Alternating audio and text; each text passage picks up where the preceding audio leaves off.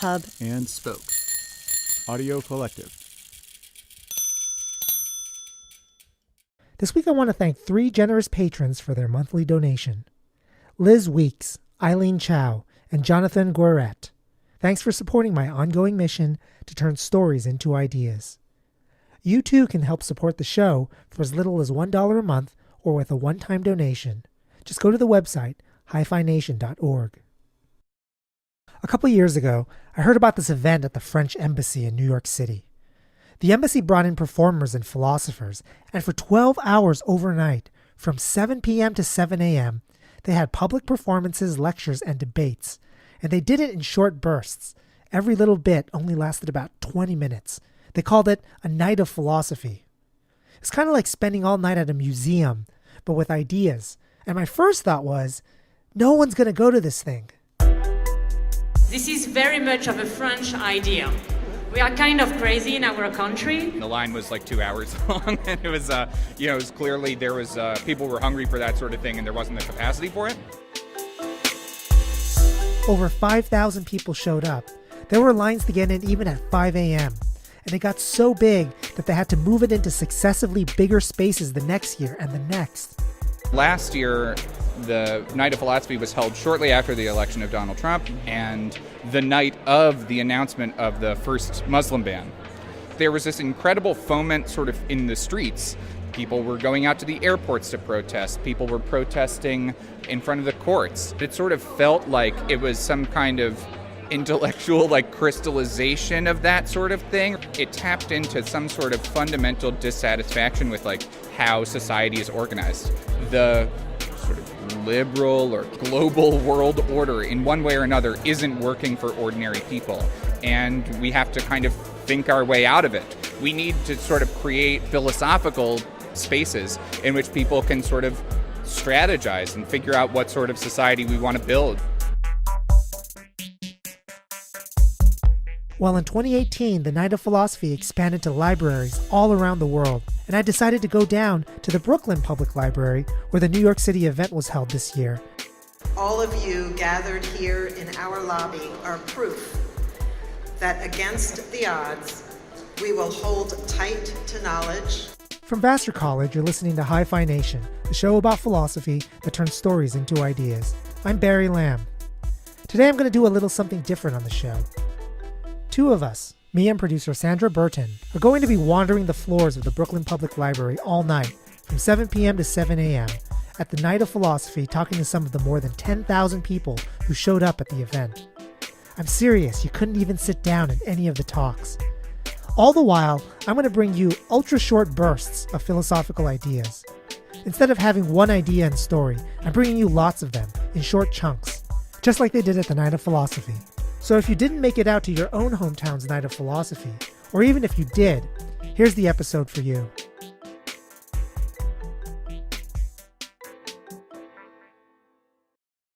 I arrived at the Night of Philosophy at around 7:30, and I knew I had a very long night ahead of me, so I headed straight for the free coffee. And an old man just asked me in Latin if the coffee was free, so that is where we are starting. With my coffee, I went over to see the keynote speech of the evening, which was being given by Professor George Yancy. He's a professor of philosophy of race, whiteness, and African American philosophy, and he recently wrote a piece in the New York Times called Dear White America, in which he asked white Americans to accept their own racism in the way that he had come to accept his own sexism. In response, Professor Yancy received a lot of racist and violent threats. During his speech, he shared some with the audience, and please be aware, there is incredibly hateful speech in this. Dear nigger professor, you are a piece of shit destroying the youth of this country. You are neither African nor American. You are pure 100% nigger. You would never marry outside of your nigger race. That's a fact. You are uneducated with education. You are a fucking animal, just like all black people in the United States of America. One message he received just said the N-word hundreds of times, and he read aloud each word over and over again. He wanted to make us uncomfortable, and it definitely felt intense in there. It was a generally pretty white crowd, not in comparison to other philosophy events, because it was in Brooklyn, but still, it was definitely an audience that was caught off guard by such frank discussion of racism and whiteness. Once he was done, I felt like I definitely had to be on top of my white ally duties, like calling people out for saying something racist and that kind of thing.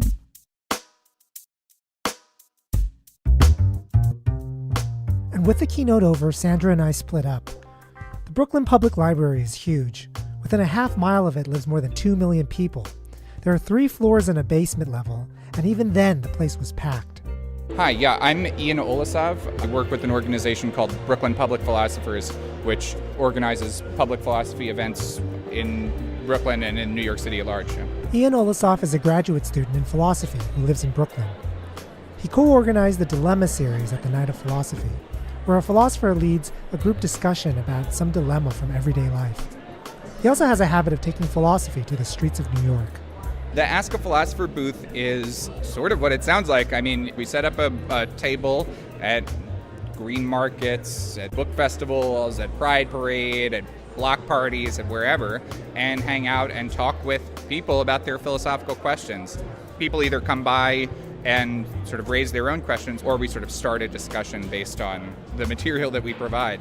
Even though I'm incredibly awkward at talking to strangers, I tried a little bit of this myself throughout the night. My name is Ian. How much power do you feel you have over your own happiness? I think we need to stop putting a focus on happiness and a focus on functionality. Pretending that everyone should always be happy puts a lot of false pressure on people.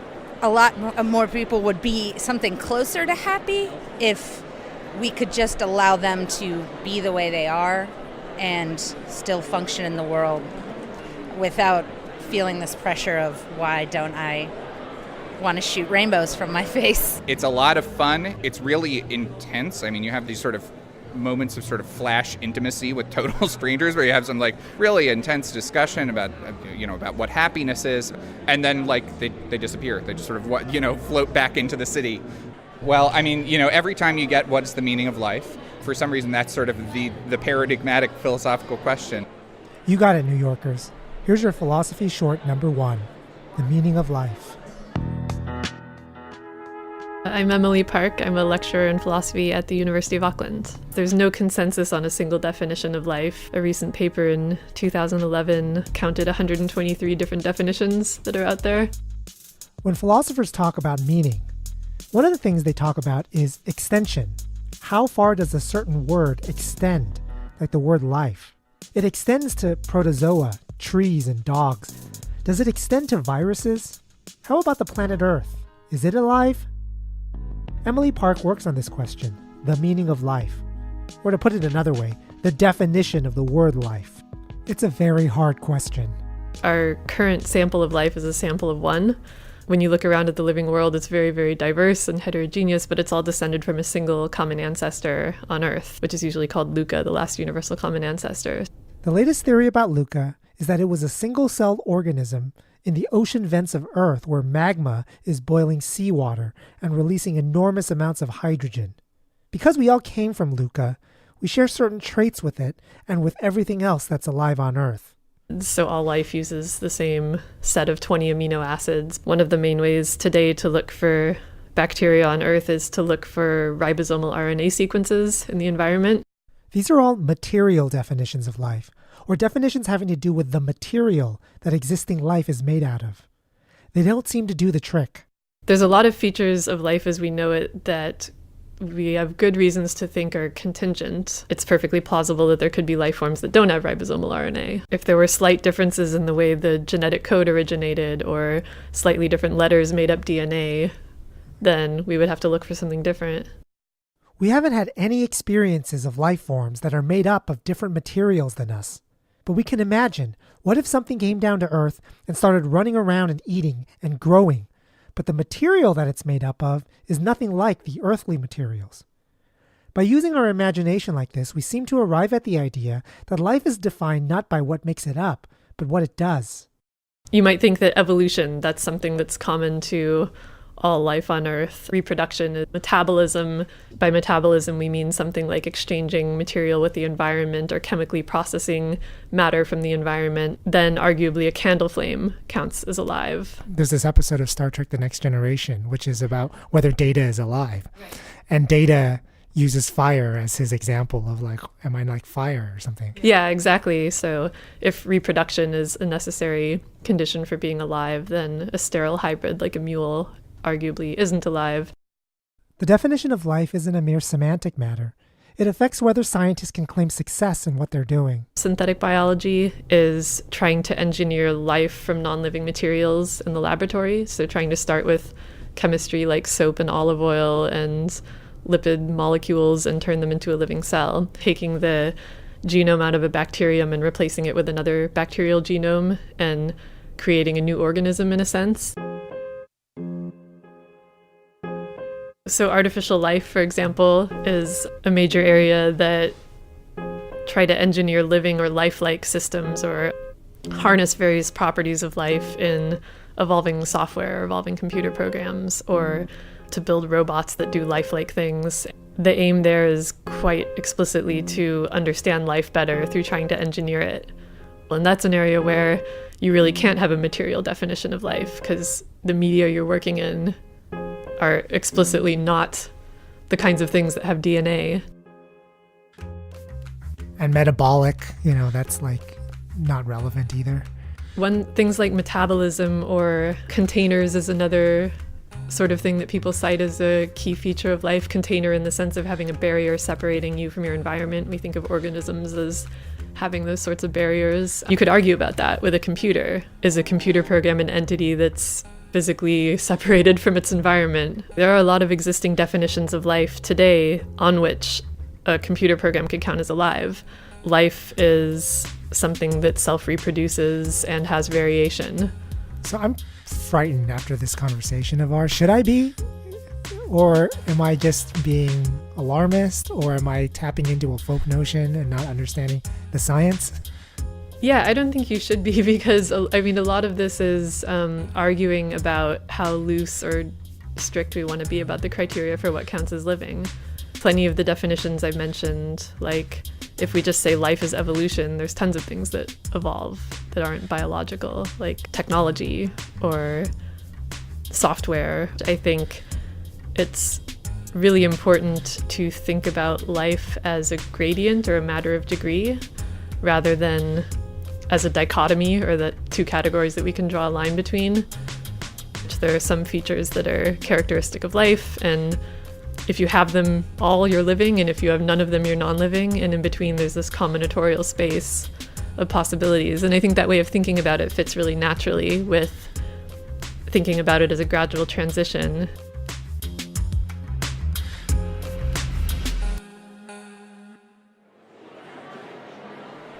Meanwhile, back at the Night of Philosophy. For example, what constitutes life? Right. It's 10:30 p.m. and this is Doris. She's telling me about the ethics of Mars exploration, something she wrote about recently and is still obsessing over the little details of the arguments. Like, how can we know what life would look like on Mars when life on Earth is our only reference point? But we really need to consider this. Exploration has some bad connotations. For the first few hours, the place was packed. So packed that it was impossible to attend any of the talks or lectures at the beginning of the night. 100 people just got turned away from, I think, a magic show. So it's popping over here. So I decided to sit down and do other things, like play chess with a retired statistician, What's your name? Jean-Claude. Jean-Claude? Jean-Claude, nice to meet you. I'm Sandra. Sandra? Yeah. I suck, by the way.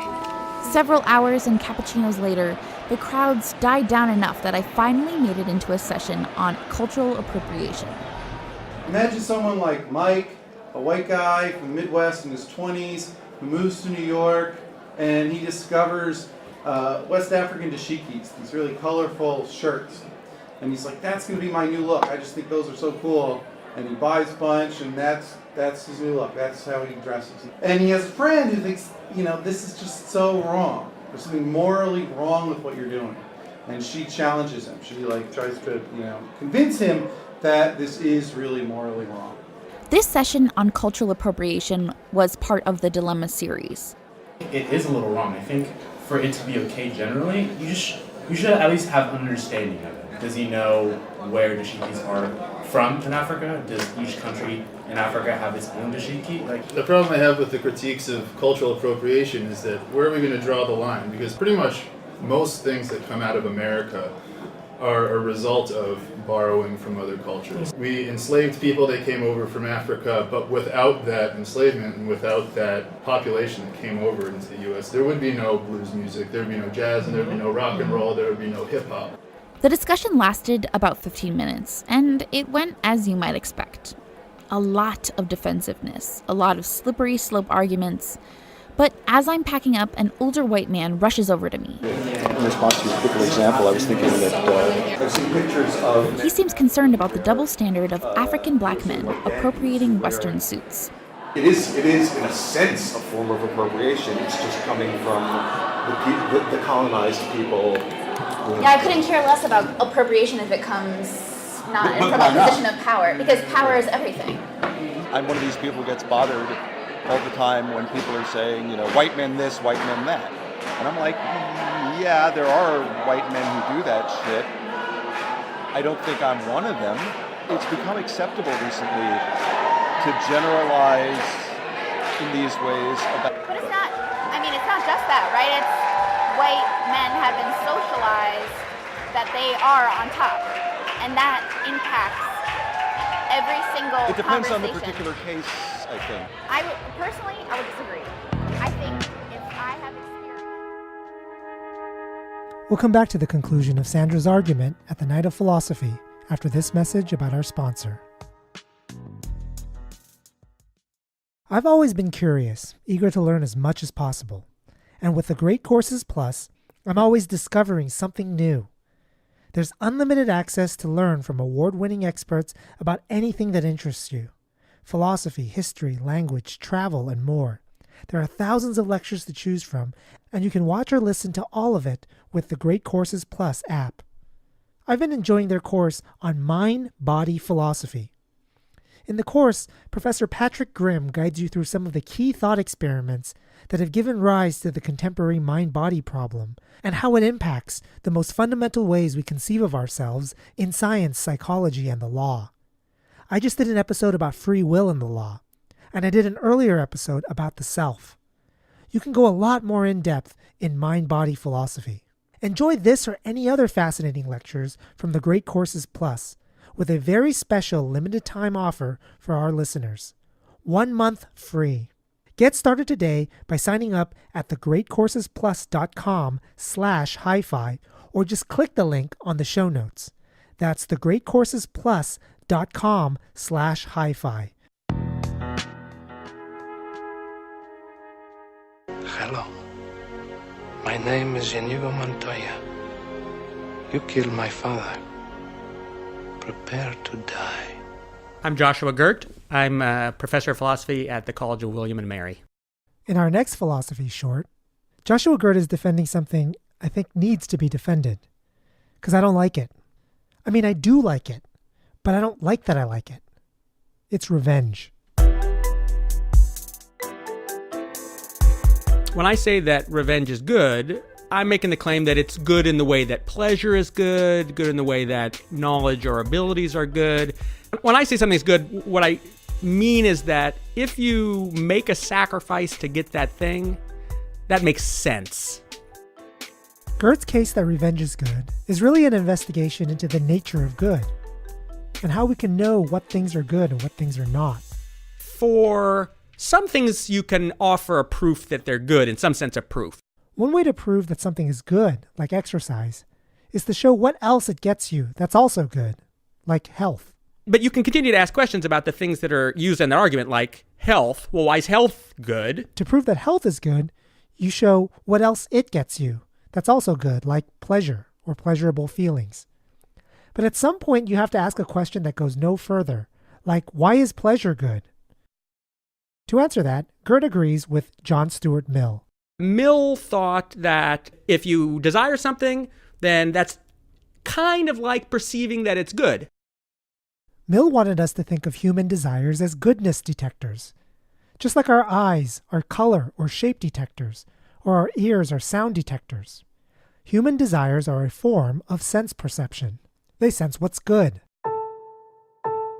You could be wrong. In the same way that you can see things that are blue when they're really green and the light's wrong or something's wrong with your eyes, but the only evidence that something is blue is that people see it as blue. If you try to figure out any other reason for saying that something is blue, it's going to bottom out in, look, normal people see it that way. Desire is like that when it comes to getting justified beliefs that something's good. So now connect this back to revenge now.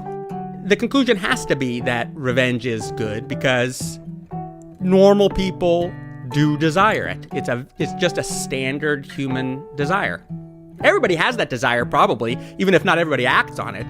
Do you think the goodness of revenge ultimately depends on whether the individual desires it? I think that evolution just has equipped people with a short list of things that are the kind of things that normal human people have as possible objects of desire. And my view is that the word we have for those things, the word for object of normal, non-crazy human desire, is good.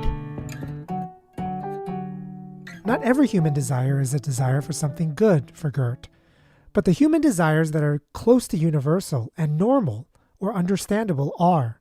And even more interesting is that Gert may well think that revenge is good even if it doesn't get us anything else, like pleasure or happiness. Unlike Mill, Gert doesn't think that all good things have to lead to happiness to be good. Happiness is not the only fundamental good. Maybe an act of revenge brings you no pleasure and brings you no happiness, but it must be done. My name is Inigo Montoya. You killed my father.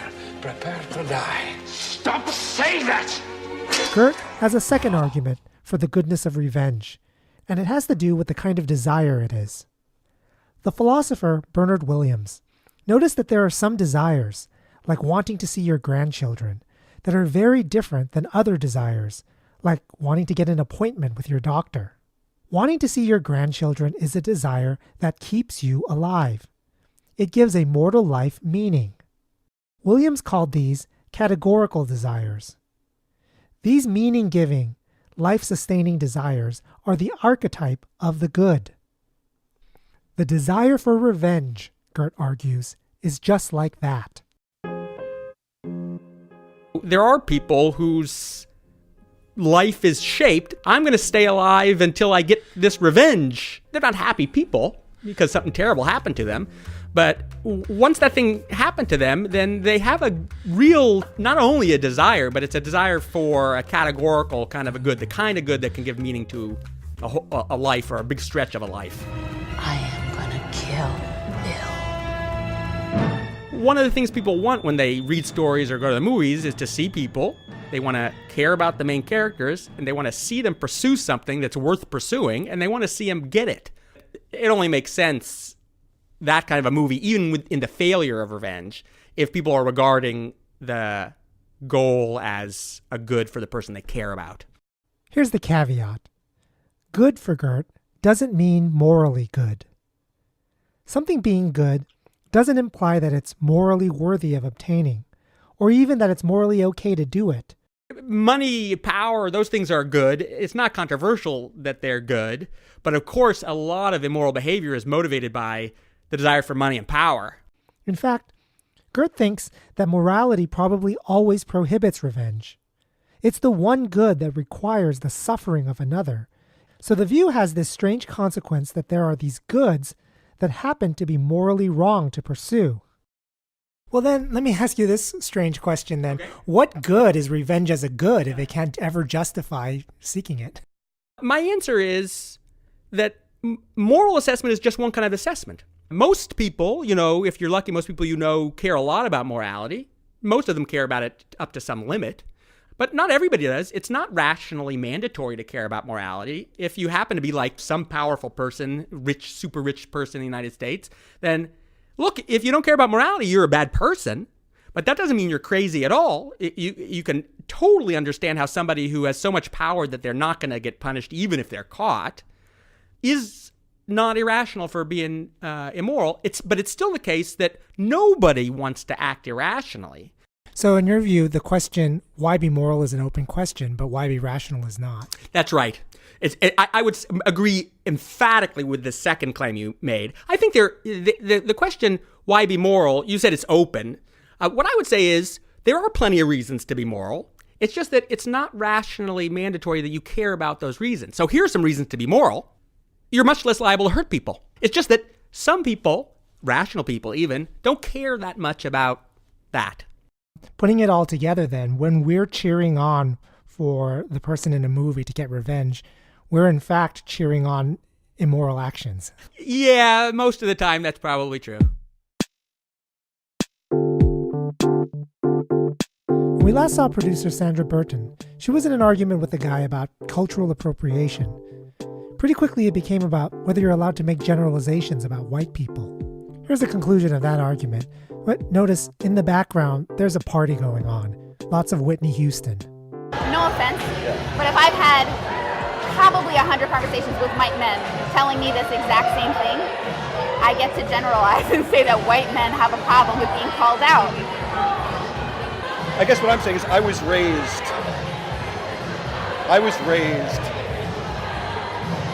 to at least be mindful not to generalize about other groups, and to at least be mindful. And so it does feel very funny to me to suddenly see it, because it wasn't always the way. This conversation I had went right back to what George Yancy talked about in his keynote, and explained why he got such a vicious response. Discussions of race always seem to devolve into whether anyone is allowed to say anything general about white people. It was 1 a.m. For the rest of the night, I was in a weird funk from that conversation. Even though walking away, he seemed to feel much better. Though I felt like I did the right thing, I couldn't help but think of all the millions of other things I could have said. Better things, way smarter than what I actually said. Instead, I watched Acrobats with a woman named Fabienne and had more conversations about philosophy that sprung up naturally. While Sandra was walking around the library trying to get some white people woke, I was taking things a lot less seriously and decided to play a game. I went and found quotes from famous philosophers, and I then paired them with quotes I got from bullshit generators across the internet, where some algorithm puts words together randomly to generate deep-sounding thoughts. I went around asking people if they could tell the difference. I was testing a theory about my own field. So what's your name? Buddy. Buddy. All right, Buddy. As I told you before, half of these are internet-generated pieces of bullshit, and half of these are famous philosophers, and you're going to try to tell the difference between the two. The world is made up of the sort of things one can think. Oh man, that's a good one. Bullshit or famous philosopher? Could be Hegel. That is indeed a famous philosopher. That is from the philosopher McDowell. Okay. Imagination is only possible in subjective knowledge. Sounds bullshit.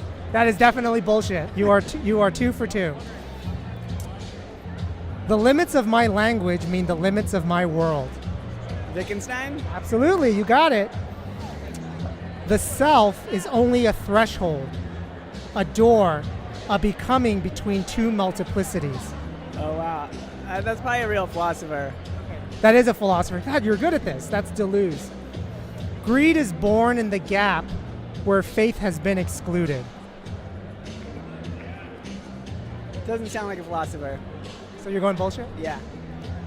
5 for 5. You're amazing at this.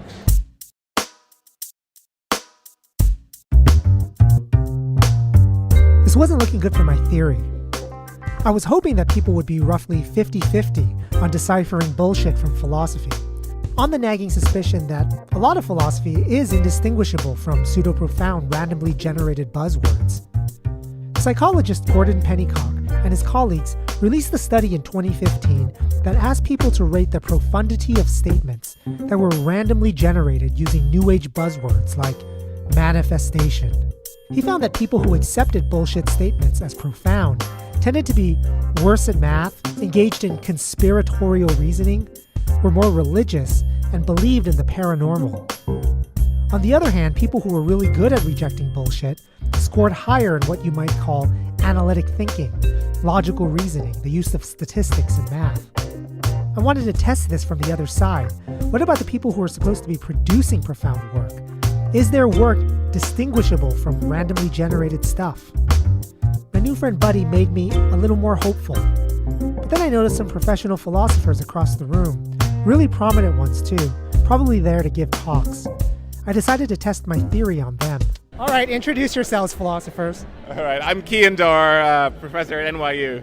And I'm Kieran Setiya, professor at MIT. Okay. Democracy is what it is only in the difference by which it defers itself and differs from itself. I'm afraid that sounds like philosophy. I mean, why did you say bullshit or what about bullshit and philosophy? Yeah. It does sound like fair it was fair enough. Not made by an algorithm. Not made by an algorithm, but maybe still. That sounds like human product. That is Jacques Derrida. That is Jacques Derrida. Okay. Man is in the frequent state of being, ruled by discontinuity without realizing Is there it. a comma between being and ruled by discontinuity? Sorry. Man. Okay, sorry. Man is in the frequent state of being ruled by discontinuity without realizing it. I think it's true. It's not only philosophy. It's true. If that's bullshit, then bullshit is good. That's really amazing. Someone has accidentally, without intending to, hit upon a profound truth. Who is that? That is internet-generated bullshit. I need to find this website. This could save me a lot of time. This is gonna be easy, but all right. Experiences themselves are states or occurrences that inextricably combine receptivity and spontaneity. It sounds like my colleague John McDowell. Yes, indeed. My ex-colleague John McDowell, I'm afraid. Who's my colleague too. Yes. That is John McDowell. That's right. Okay. The friend is not another I, but an otherness immanent in selfness, a becoming other of the self. That sounds... That's just real. That's philosophy. Yeah, like Levinas or Jean-Luc Nancy or someone. I don't know. That's philosophy. It's definitely philosophy. Are we wrong? We're wrong again. You're giving us a look. That is Giorgio Agamben. Okay. The subject is interpolated into a textual paradigm of discourse that includes culture as a paradox. It also sounds like philosophy to me. I think we may divide on this one. You're looking... I'm going to say, yeah. Oh, jeez. No, it does seem like it would be a really good algorithm that could... I think it's just turning out that I'm credulous, and I think it's all philosophy. Have I said no to anything yet? I think it's... Okay, I'm also going to go for philosophy. That is internet-generated bullshit. We have an astonishing level of interpretive charity, and we can find some truth even in internet-generated bullshit. With me, what's the opposite of charity? It's like an astonishing level of cynicism like, about philosophy. Cynicism, where like it all sounds like babble to me. So like it's the distinction between it and real babble. Well, let's ask a serious question now. Is the difference between bullshit and non-bullshit just a matter of interpretive charity? I mean, couldn't we just be incredibly charitable to just about... or is bullshit not in the content of the very sentences? I'm going to let Cian handle this one. Bullshit is bullshit has got to do with the state of mind of the person producing it. If it was produced by a person at all, so I guess even this random stuff that is generated by random number generators is only sort of bullshit by courtesy. You have to raise to a certain level before you even count as real bullshit. Classifying something as bullshit is already a certain level of charity, since you're thinking, well, at least the person had some desires or other with regard to the production of this stuff, albeit they were kind of ignoble desires. It is true that in context, I would be willing to run with almost any sentence or sentence fragment. Given a suitable context of philosophy, I would give it almost anything a chance to make some kind of sense. But if we're interested in helping people become better bullshit detectors, as like Harry Frankfurt, our teacher was concerned with, It might be one of the barriers to our job into making people better bullshit detectors, right? I mean, I would stand by the thought that bullshit detection is not going to be a sentence-by-sentence thing, and it's going to depend on context. Seems right to me. So I think if you were the kind of person who's prone to dismiss stuff as bullshit, given just one sentence out of context, you probably would be dismissive of a lot of philosophy. Because if you went to Journal of Philosophy and picked out the worst sentence out of context in many articles, it would look pretty bad. And I think that the right response is to think, I won't make a judgment about whether this is bullshit until I have some sense of the context. Seems reasonable to me. So, in that sense, I stand by my failure on the bullshit test. Philosophers Cian Dorr and Kieran Setiya. Kieran Setiya was actually on 2 episodes of Hi-Phi Nation. Hear more from him on episode 1 of season 2, The Bottom of the Curve, and episode 10 of season 1, A Better Love. In our final philosophy short of the day, we're going to look at moral relativism with one of its most prominent defenders. I'm David Wong. I'm a professor of philosophy in the philosophy department at Duke University. I agree with most moral relativists in holding that there is no single true morality. But in addition, I want to say that there's only a bounded plurality of moralities that are true. In other words, there's no one true morality, but not all moralities are true. One example that comes to mind is a doctor has found that the patient has a pretty serious illness, perhaps terminal. In places like China, Hong Kong, it would be regarded as fairly normal for the doctor to go to the family first and say, well, what should I tell your loved one, the patient? And the family says, well, it's maybe best not to tell our father, our mother. Oh, we just want our loved one to be comfortable in whatever time is left. Whereas I think in the West, the tendency would be for the doctor to go directly to the patient and break the news. It's not just the tendency. It's actually written into the code of ethics, even in federal law in some cases.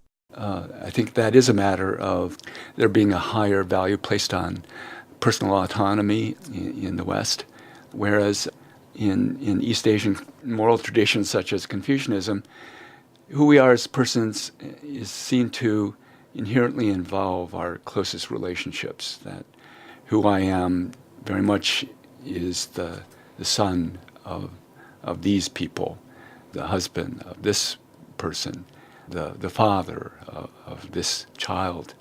Those are central to my identity, and my welfare is very much bound up with the welfare of these other people, and theirs with mine.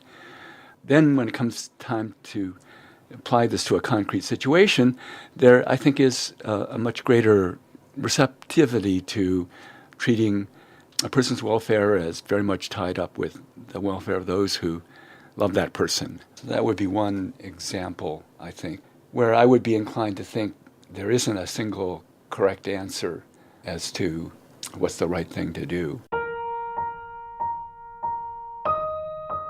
Moral relativism is a pretty strong term. Almost everyone accepts that in some circumstances there may be more than one right thing to do. That happens all the time. That shouldn't be enough to make you a relativist. Relativism is supposed to be more than that.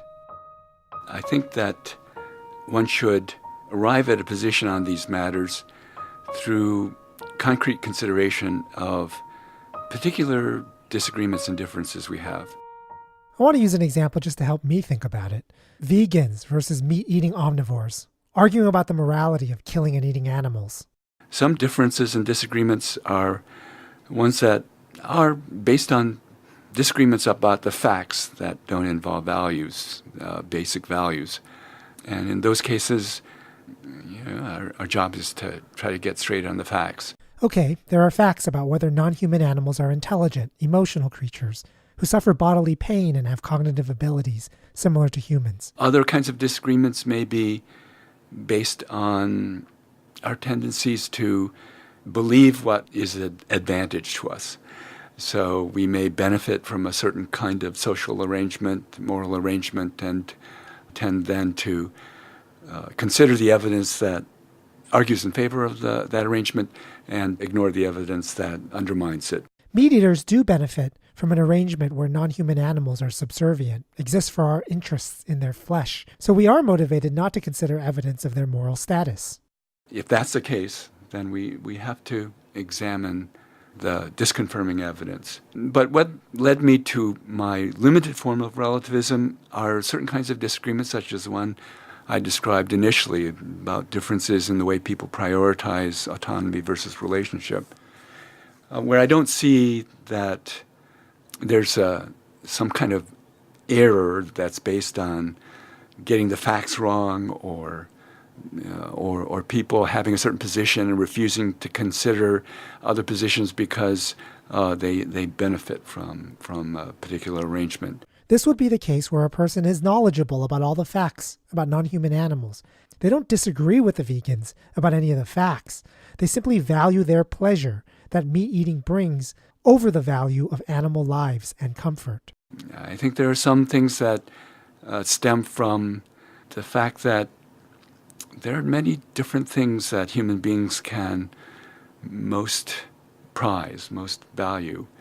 And there's not just one way of prioritizing those things. So that's one way that I arrive at this kind of more limited version of relativism by way of considering the particular kinds of moral disagreements we have and realizing that some disagreements are resolvable.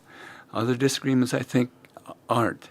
And the way they aren't tends to me to indicate that they stem from the pluralism of value that human beings can recognize. There's just more than one thing that is most important to us.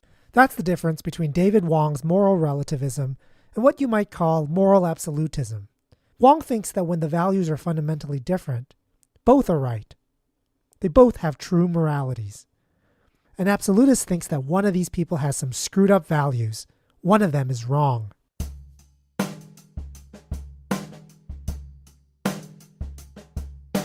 Why not go full-blown relativism? Why not go, there's the morality of here and the morality of there, and anything gives. There's when you say that there's no true morality. I think one theory, it's a kind of a possible explanation of why we have something we call morality, which is that we human beings, our kind of life depends on cooperation. It's my theory that morality is that part of human culture that developed to help facilitate and regulate cooperation between human beings. It's that kind of way of regulating, facilitating cooperation that is not supposed to depend on force or coercion or deception. It's supposed to be that way of regulating cooperation that can get the largely voluntary compliance of people, because it's a way that they can come to accept as fair and that advances their interests as human beings. And by interests, I mean not just the nakedly material benefits, but things that we can see as meaningfully contributing to a good life for human beings. With that conception of morality, I argue that just as there are different ways to construct a good bridge, given the materials you have available and given the particular geography of the situation you're dealing with, you have to design it for that situation, and you have to design it with the structural properties of the material you have available. So it is with morality. It serves a certain purpose. The purpose constrains the kind of thing that can fulfill it. Not anything can fulfill that purpose.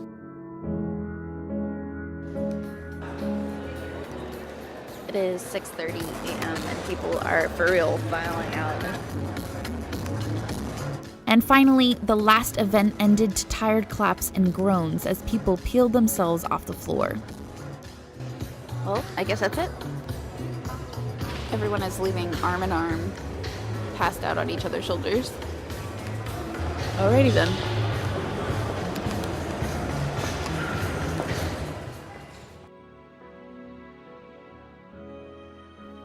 Special thanks to the Brooklyn Public Library and the Cultural Services of the French Embassy. Look for a night of ideas in a town near you. Sandra Bertin is a freelance podcast producer.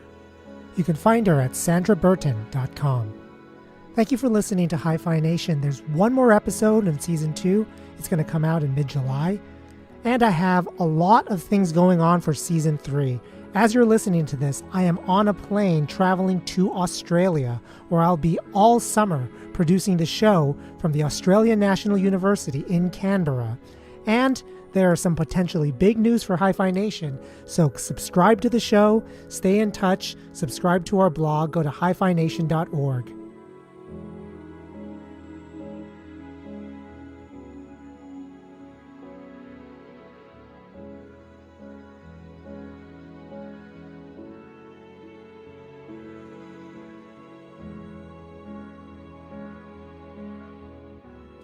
Hi-Phi Nation is a proud member of Hub and Spoke, a Boston-based collective of ideas-based podcasts. If you're looking for something else to listen to, check out Soonish, a show about the future from tech journalist Wade Roush. The latest episode is about an endangered form of science fiction called hard science fiction, where scientific accuracy is paramount. You can find Soonish wherever you get your podcasts. This episode was made possible by a generous Patreon donation from James Cropcho. You too can support the show with a monthly or one-time donation by visiting hiphination.org. Hub and Spoke Audio Collective.